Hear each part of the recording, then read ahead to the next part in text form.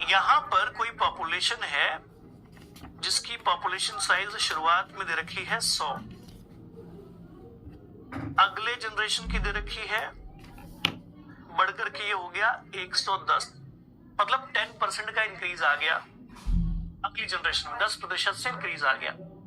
ठीक है, तो अब आप बताइए कि NT+2 इस जनरेशन की पॉपुलेशन साइज क्या होगी?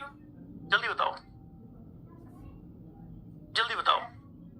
NT+2 मतलब सेकेंड जनरेशन में लैम्डा की वैल्यू, और अब यहां पर n की वैल्यू क्या लेनी पड़ेगी? क्योंकि सेकेंड जनरेशन निकाल रहे हो तो first generation will consider as a initial population size, है ना, कि सबसे पहले 100 लोग थे, एक साल के बाद 110 हो गए, और फिर बताओ अगले साल कितने हो जाएंगे? तो 110 को आधार मानना पड़ेगा, बेस मानना पड़ेगा, और उसके आधार पर आगे की बतानी पड़ेगी, है ना। तो यहां पर अब क्या लेना पड़ेगा? अब यहां पर इसको आधार मानना पड़ेगा। तो कितना आएगा आपका? 1.1 इंटू 110 कितना होगा बेटा? देखो 122, ऐसा कुछ आएगा क्या? चेक करो जरा। अच्छा 121 आ रहा है, 121 आ रहा है, शाबाश। अब ये तो आपको आ गया, मुझे थर्ड जनरेशन की पॉपुलेशन साइज निकाल करके बताओ। थर्ड जनरेशन की क्या होगी? जल्दी बताओ, एकदम जल्दी से। थर्ड जनरेशन की बताओ, थर्ड जनरेशन की बताओ। अब थर्ड जनरेशन का कैलकुलेशन के लिए क्या करना पड़ेगा? लैम्डा की वैल्यू तो है आपके पास, लेकिन अब आधार या बेस किसको लेना पड़ेगा? इनिशियल पॉपुलेशन साइज क्या लेनी पड़ेगी? 121, मतलब 1.1 इंटू 121। बताओ क्या आएगा? क्या आएगा? क्या आएगा?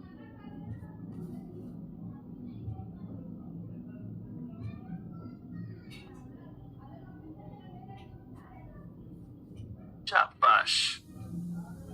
हर बार इंक्रीज कितने का हो रहा है?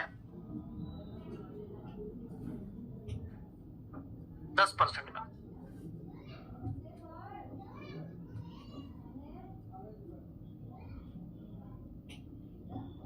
चलो बढ़िया, वेरी गुड, शाबाश। तो जो भी क्वेश्चंस आते हैं ना वो यहीं से आते हैं, इसी में से आते हैं। इतना अगर आपने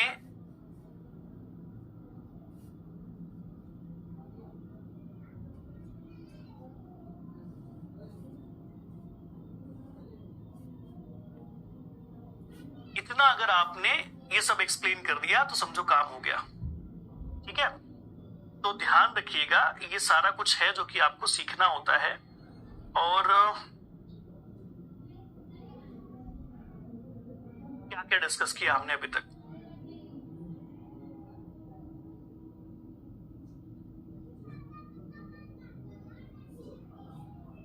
यहां आपने dn/dt नहीं सॉल्व करवाया थर्ड एग्जाम्पल में।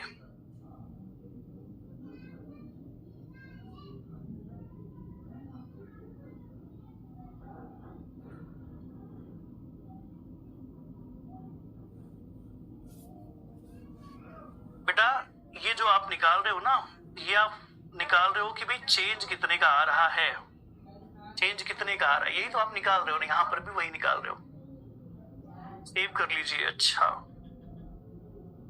उससे भी बड़ी गड़बड़ी ये हो गई, उससे भी बड़ी गड़बड़ी ये हो गई कि मैंने रिकॉर्डिंग स्टार्ट ही नहीं की थी। उससे बड़ी गड़बड़ी ये है। ठीक है, तो रिकॉर्डिंग स्टार्ट नहीं की थी, सोचो अब शुरू हुई है रिकॉर्डिंग। ओके, जो भी है, अभी तक हमने क्या क्या पढ़ा? अभी तक हमने ये पढ़ा कि अनसैचुरेटेड एनवायरमेंटल कंडीशन, जी हाँ बेटा, अनसैचुरेटेड एनवायरमेंटल कंडीशन में अगर किसी पॉपुलेशन को ग्रो किया जाए तो क्या देखने को मिलेगा। ओके, कोई बात नहीं, कोई बात नहीं, टेंशन मत लो, सब मिल जाएगा आपको, आपको हर चीज मिलेगी। आप चिंता ना करें। ठीक है, हाँ जी। तो अनसैचुरेटेड एनवायरमेंटल कंडीशन में अगर किसी पॉपुलेशन को देखा जाए तो वो कैसे ग्रो करेगा कौन कौन से फैक्टर्स होंगे जो उसकी ग्रोथ रेट को, जी मैं वही रिवाइज करवा रहा हूं, उसकी ग्रोथ रेट को इन्फ्लुएंस करेंगे। ठीक है, तो हमने देखा कि dn by dt r into N, ये जो पर्टिकुलर फैक्टर है, लैम्डा की वैल्यू कांस्टेंट है क्या? हाँ जी, पॉपुलेशन के हिसाब से वो कांस्टेंट हो सकती है, अलग अलग पॉपुलेशन की लैम्डा वैल्यू अलग अलग हो सकती है। चलो, तो अनसैचुरेटेड एनवायरमेंटल कंडीशन में क्या देखने को मिलेगा कि ग्रोथ रेट किस पे डिपेंड करेगी? dn बाई dt के ऊपर। सॉरी, dn बाई dt मतलब ग्रोथ रेट किस पे डिपेंड करेगी? r या n के ऊपर, मतलब दोनों के ऊपर, r इंटू n। तो r क्या होता है बता दिया है, n क्या होता है बता दिया है। ऐसे फॉर्मूला को एक्सपोनेंशियल ग्रोथ फॉर्मूला कहते हैं। एक्सपोनेंशियल ग्रोथ पैटर्न देखने को मिलेगा अगर कोई पॉपुलेशन इस प्रकार से ग्रोथ करे तो। ये वाली बात हुई हमारी। फिर हमने n की वैल्यू को वेरी करवाया। अगर n की वैल्यू वेरी करे तो फिर कैसे ये सब चीजें देखने को मिलेंगी, कैसे ग्रोथ रेट में फर्क देखने को मिलेगा, ये बता दिया। उसके बाद दूसरी चीज ये है कि जो अलग अलग प्रकार के वेरिएंट हो सकते हैं, वेरिएंट फॉर्म हो सकते हैं फॉर्मूला के, वो एग्जैक्टली क्या है।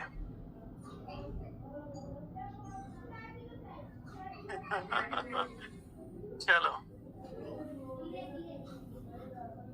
चलो आगे। इसके बाद फिर ये वाला ग्राफिकल रिप्रेजेंटेशन हमने समझा डिटेल में अच्छे से। नाउ मूविंग टुवर्ड्स नेक्स्ट, और जानकारी क्या। फिर हमने ये जो अलग अलग वेरिएशन जे शेप के कर्व में आ सकते हैं, किस वजह से आ सकते हैं, ये डिस्कस कर लिया। ये भी जरूरी सेगमेंट है। कंटिन्यूअस ब्रीडर, सीजनल ब्रीडर्स में क्या फर्क है, इस वजह से ग्रोथ रेट पर क्या फर्क आएगा, ये समझ लिया। अलग अलग कैलकुलेशंस कौन कौन से यहाँ से पूछते हैं, ये समझ लिया। और अब बढ़ते हैं अगले सेगमेंट की तरफ। ठीक है बेटा, तो टेंशन मत लो, मेरा शुरू का रह गया था वो भी कवर हो गया। कहता डोंट वरी डोंट वरी। चलो, अब हम क्या कर रहे हैं,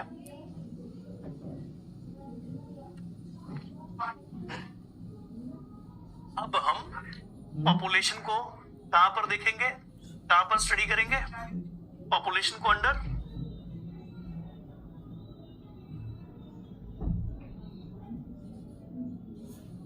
सैचुरेटेड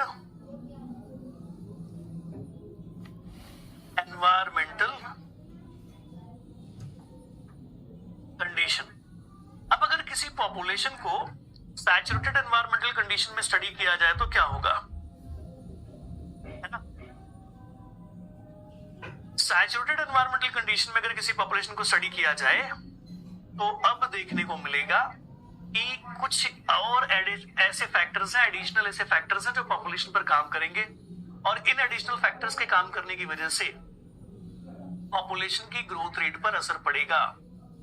ठीक है, असर पड़ेगा। ठीक, अब सैचुरेटेड एनवायरमेंटल कंडीशन में ज्यादातर कौन पाए जाते हैं, तो आपने पढ़ रखा है कि सर के सिलेक्शन स्पीशीज पाए जाते हैं। के सिलेक्शन स्पीशीज होते हैं जो ज्यादातर इस प्रकार के एनवायरनमेंट का इस्तेमाल करते हैं। तो ये तो जानकारी हुई, लेकिन हमें तो ये समझना है कि अगर कोई पॉपुलेशन सैचुरेटेड कंडीशन में ग्रो करे तो उसकी ग्रोथ रेट पर क्या असर पड़ेगा। तो चलिए इंट्रोड्यूस करते हैं कि क्या असर पड़ेगा। ठीक है, और कल से सारे बच्चे मुझे याद दिला देंगे कि सर रिकॉर्डिंग शुरू हुई कि नहीं हुई, मुझे बता देना सब लोग। नेहा बेटा सब कुछ मिलेगा, डोंट वरी, सब मिलेगा, सब मिलेगा, डोंट वरी, सब रहता है ना। Now the conditions are saturated, इसका मतलब किसी कंडीशन में भीड़ भाड़ ज्यादा है, स्पेस कम है, रिसोर्सेस लिमिटेड है। एक टाइम के बाद क्या होता है कि पॉपुलेशन को अब जो लिमिटेड रिसोर्सेस है, लिमिटेड स्पेस है, उसका इफेक्ट दिखना शुरू हो जाता है।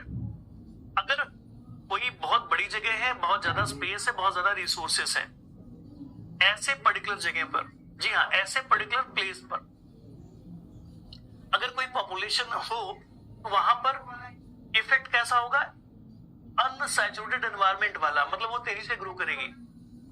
लेकिन एक टाइम के बाद लिमिटेड रिसोर्स या लिमिटेड स्पेस का इंपैक्ट पड़ता है पॉपुलेशन के ऊपर। एक टाइम के बाद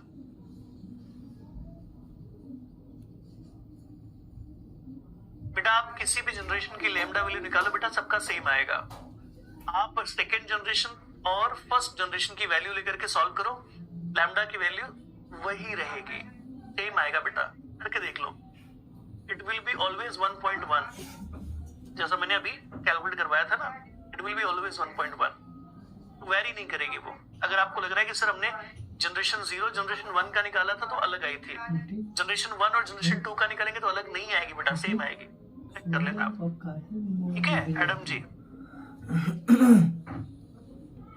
लेके देखो सेम आएगा, 1.1 ही आएगा।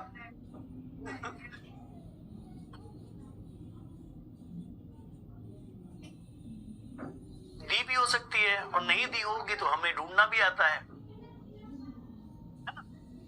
तो अब dn by dt मतलब ग्रोथ रेट पर कौन कौन से फैक्टर्स हैं जो असर डालेंगे।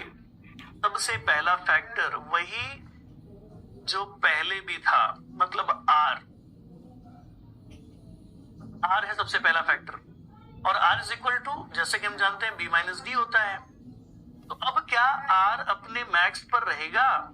क्या मैं यहाँ पर r is equal to max लिख सकता हूं क्या? क्योंकि कंडीशन कैसी है, कंडीशन कैसी है, सैचुरेटेड।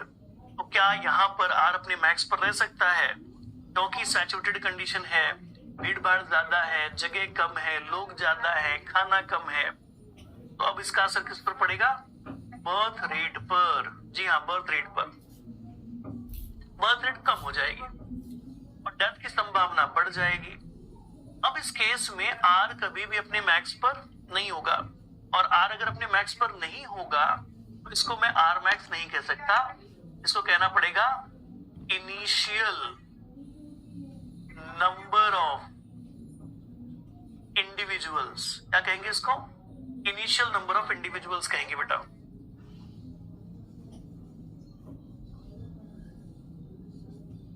ठीक है, दूसरा फैक्टर क्या था? दूसरा फैक्टर कौन सा है जो इन्फ्लुएंस करता है ग्रोथ रेट को? That is nothing but N का मतलब initial population size, initial population size. लेकिन अब एक और फैक्टर है, क्योंकि सैचुरेटेड कंडीशन हो गई है, भीड़ भाड़ वाली कंडीशन हो गई है, लोग ज्यादा हो गए हैं, स्पेस और फूड कम हो गया है।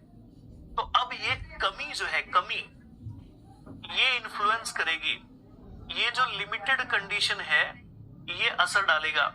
इसी को कहते हैं के, इसको रिप्रेजेंट करते हैं के से। के का मतलब है कैरिंग कैपेसिटी। अब कैरिंग कैपेसिटी अपना असर डालना शुरू करेगी। कैरिंग कैपेसिटी क्या होती है? कैरिंग कैपेसिटी होती है the number of individuals can be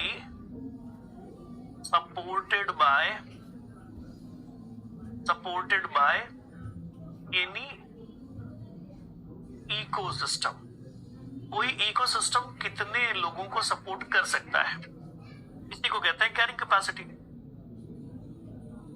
ठीक है, इसी को कहते हैं कैरिंग कैपेसिटी। इसमें स्मॉल r समझ में नहीं आया। देखो बेटा, स्मॉल r वेरी कर सकता है एनवायरमेंटल कंडीशन के हिसाब से। अगर कोई पॉपुलेशन सैचुरेटेड कंडीशन में होगी, भीड़ भाड़ वाले इलाके में होगी, तो वहां बर्थ की संभावना घट जाएगी, डेथ की संभावना बढ़ जाएगी, और ऐसा होने पर r की वैल्यू कभी भी अपने मैक्स पर नहीं हो सकती। ऐसे इसीलिए इस r को अब हम r मैक्स नहीं कह सकते, इसलिए क्या कहना पड़ेगा? Intrinsic rate of growth. According to the situation जो भी ग्रोथ संभव है वो होगी, मतलब इंट्रिंसिक रेट ऑफ ग्रोथ कहते हैं उसको। Maximum capacity of individual environment can, शाबाश शाबाश, ओके।